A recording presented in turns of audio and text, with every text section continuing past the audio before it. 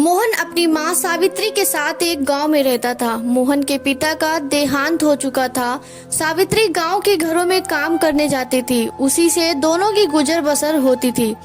एक दिन मोहन ने अपनी माँ से कहा, माँ तुम इतनी मेहनत करती हो, मुझे बिल्कुल अच्छा नहीं लगता। मैं अपनी पढ़ाई छोड़कर कुछ काम ढूंढ लेता हूँ। ये सुनकर सावित्री रोने लगी। उसने कहा, बेटा कुछ दिनों की बात है, तू पढ़ लिख कर अच्छी नौकरी करने लगेगा तो मुझे काम करने की जरूरत नहीं पड़ेगी। फिर मैं तेरी शादी कर दूंगी। बहू के आने पर मुझे आराम ही करना है, तू अपनी पढ़ाई पर ध्यान दे। मोहन माँ को बहुत समझाता है, लेकिन सावित्री उसकी बात नहीं मानती। उसे उम्मीद थी कि मोहन पढ़ लिख कर बड़ा आदमी बन जाएगा।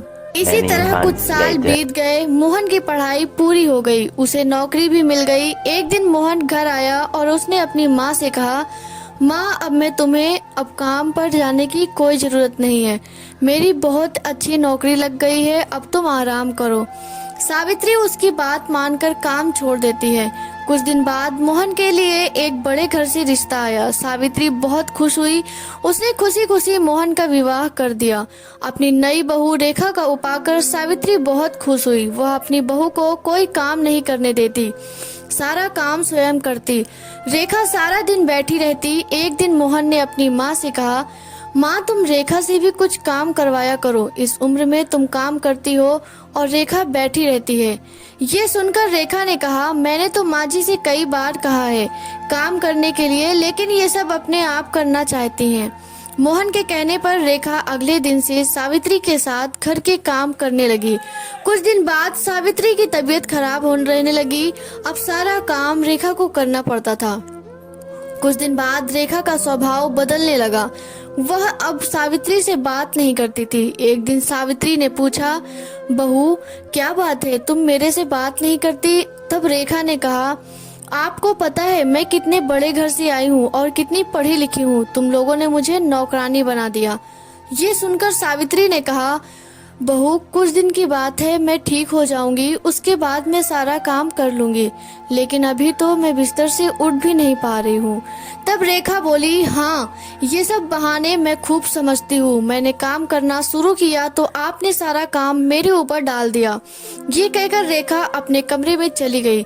उस दिन उसने खाना भी नहीं बनाया। शाम को जब मोहन घर आया तब रेखा ने कहा, सुनो जी मैं इतना काम नहीं कर सकती, इसलिए मैं अपने पिता के घर जा रही हूँ। तुम्हें अपनी माँ की सेवा करनी है तो करो, मुझसे ये सब नहीं होगा। ये सुनकर मोहन गुस्से में बोला, मैंने शादी अपनी माँ को आराम देने के लिए की थी, अगर तुम घर का काम नहीं करोगी तो माँ इस बीमारी में कैसे काम करेगी। ये सुनकर रेखा गुस्से में अपना घर जाने के लिए चल दी। सावित्री ने उसे रोका और कहा, बहू इस घर को छोड़कर मत जाओ, मैं सारा काम कर लूंगी। रेखा फिर भी नहीं मानती और अपने पिता के घर चली जाती है।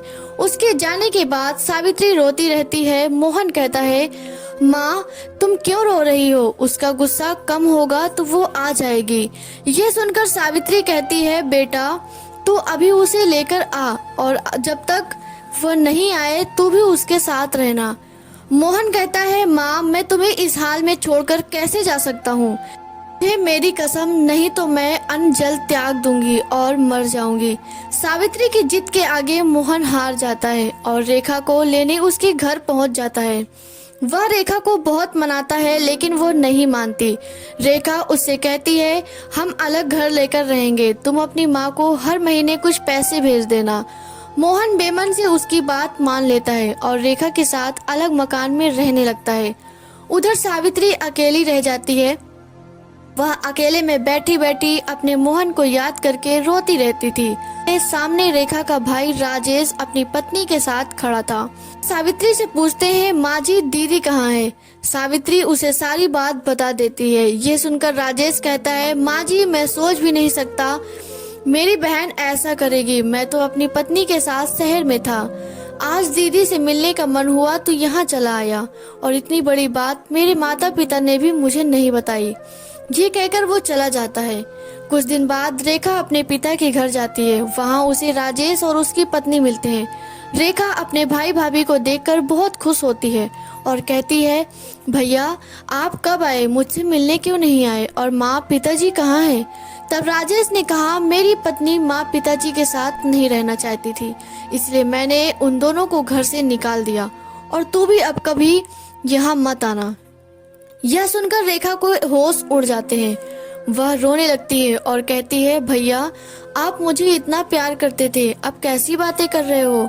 और इस उम्र में माँ पिताजी कहाँ जाएंगे? आप उनके साथ ऐसा कैसे कर सकते हैं? तब राजेश ने कहा, जब तूने अपनी सास के साथ ऐसा कर सकती है तो मैं क्यों नहीं कर सकता? मैं भी तो तेरा भाई हूँ। ये सुनकर रेखा को अपने किए पर बहुत पछतावा होता है।